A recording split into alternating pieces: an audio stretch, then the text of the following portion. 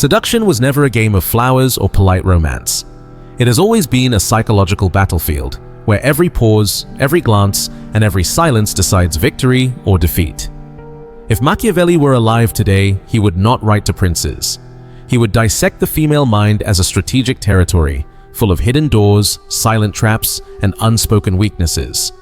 This forbidden experiment reveals a dangerous truth. Real seduction is not built on charm, but on the quiet authority of a man who understands what a woman hides, even from herself. No one knows for certain whether Machiavelli truly authored this secret manuscript. It was discovered centuries later, concealed behind an old bookshelf in Florence. Some claim it was one of many psychological experiments he conducted away from public scrutiny. Others believe it was too dangerous to ever be shared openly, but the text existed, and within it, Machiavelli explored with cold precision what he called the invisible mechanics of desire.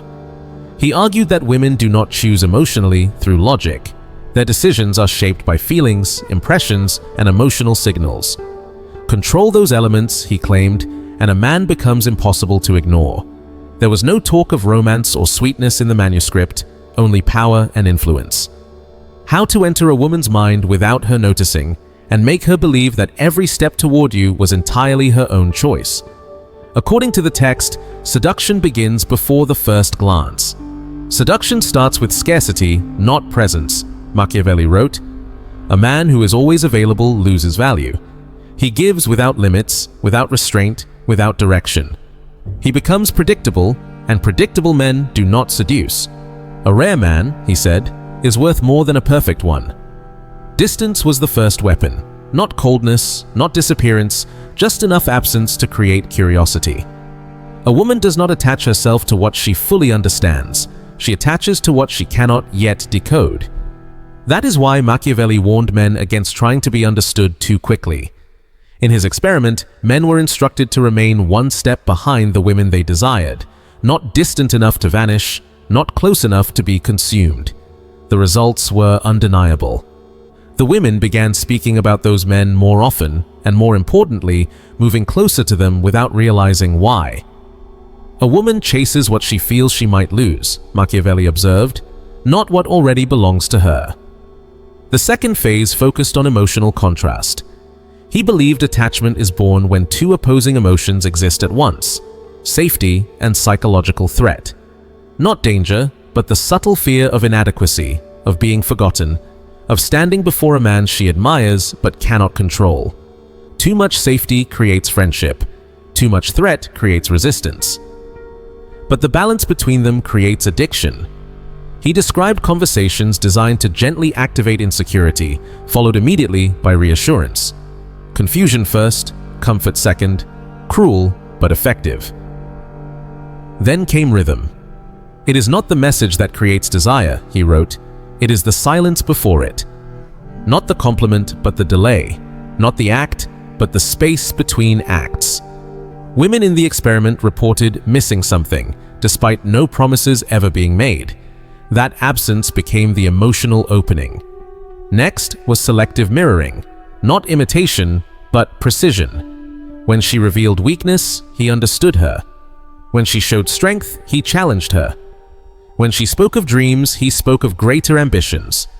When she confessed fear, he displayed calm courage. Thus, an illusion formed. He is exactly what I am missing. Eye contact was treated not as intimacy, but as dominance. Machiavelli trained himself to hold a woman's gaze until she looked away. The mind records looking away first as unconscious submission. A woman who looks away first, he wrote, will later try to regain control. And in that attempt, attachment is born. But this was only the beginning. The manuscript then entered its most dangerous territory: psychological infiltration. The ability to occupy a woman's thoughts without permission, so subtly that she believes the idea of you originated within herself. A woman gives herself only when she believes the desire was her own, Machiavelli wrote, never when she feels pushed. To achieve this, he introduced 3 tools: the rare gesture, the seed phrase, and ghost presence. The rare gesture was a small, unrepeated act, unexpected and emotionally charged.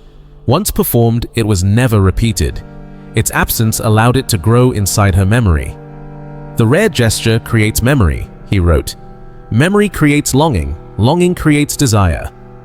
The seed phrase was an ambiguous observation, not a compliment, but a statement that touched her ego indirectly.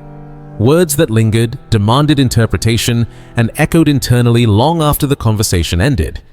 The final tool, ghost presence, involved leaving emotional traces without physical presence. Small disappearances paired with meaningful moments. Enough absence to provoke thought, never enough to signal disinterest. "A woman only overthinks a man," Machiavelli observed, "when she realizes she does not control him." Unpredictability forced imagination, and imagination completed the seduction. The manuscript later described the construction of the irresistible identity. Seduction was not about becoming fake, but about refinement, highlighting traits she unconsciously needed and withholding others until the bond deepened.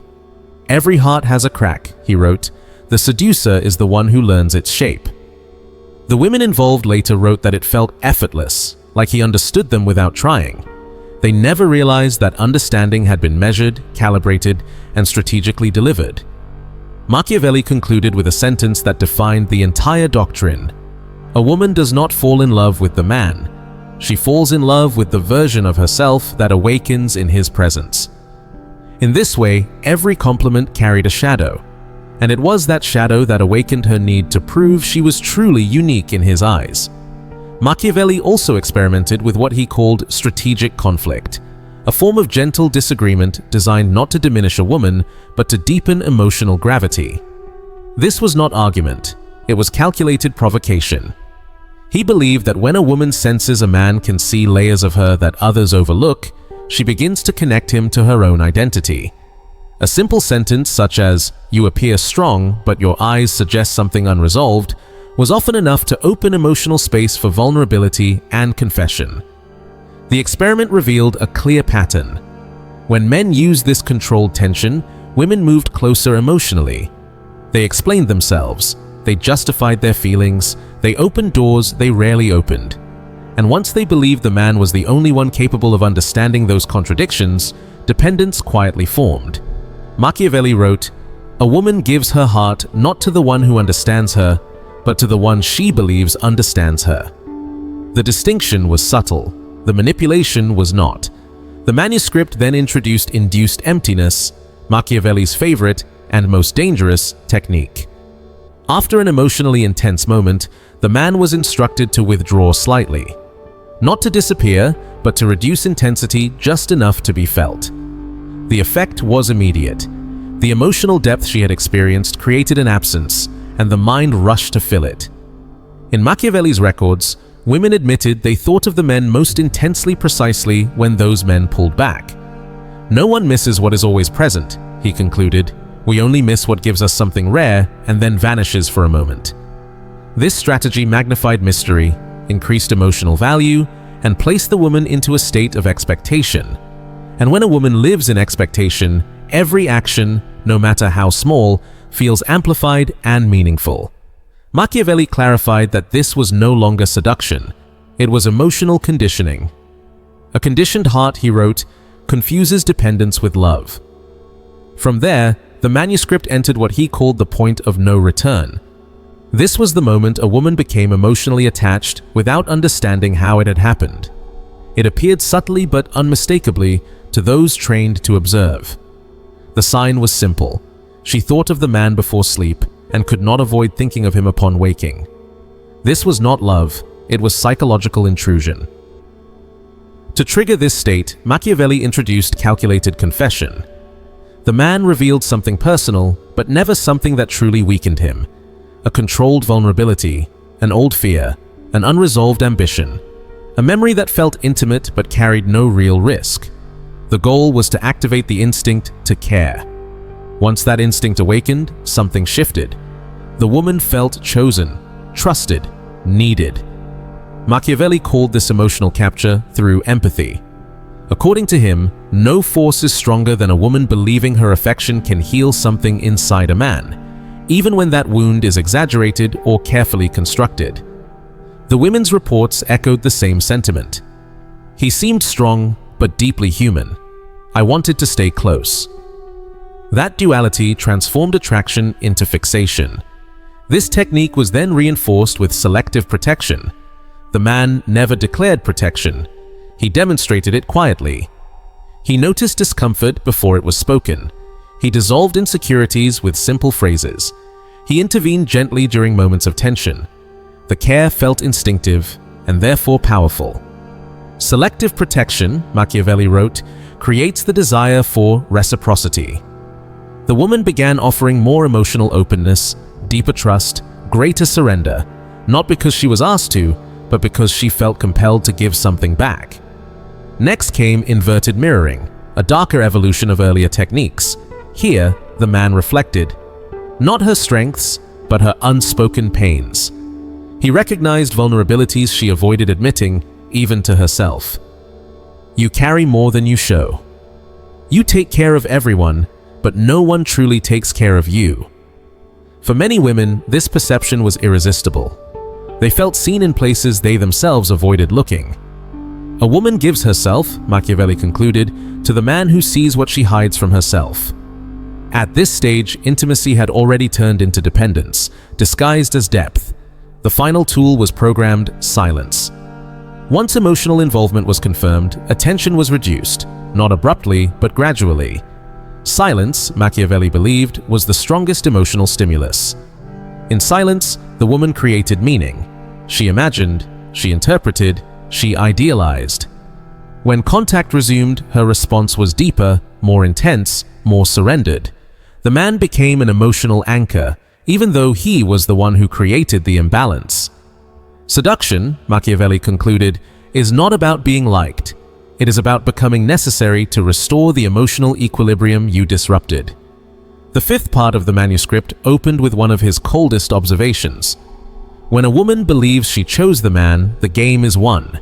When she believes she is being conquered, the game is lost. This phase focused on directed self-illusion. The seducer no longer persuaded, he provided fragments. The woman assembled the story herself and became emotionally trapped by her own creation. Ambiguity replaced explanation. Silence replaced clarity. Coincidences replaced intention.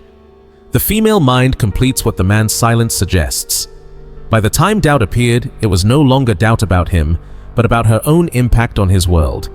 And nothing holds the heart more tightly than something that feels perpetually unresolved. Seduction, Machiavelli concluded, is not a straight line, but an emotional spiral. Each turn draws her closer, while convincing her it was her choice all along. In this way, the woman was slowly drawn closer to the center without ever realizing she was moving. She believed she was discovering the man, while in truth, she was being carefully guided to interpret each of his actions as significant.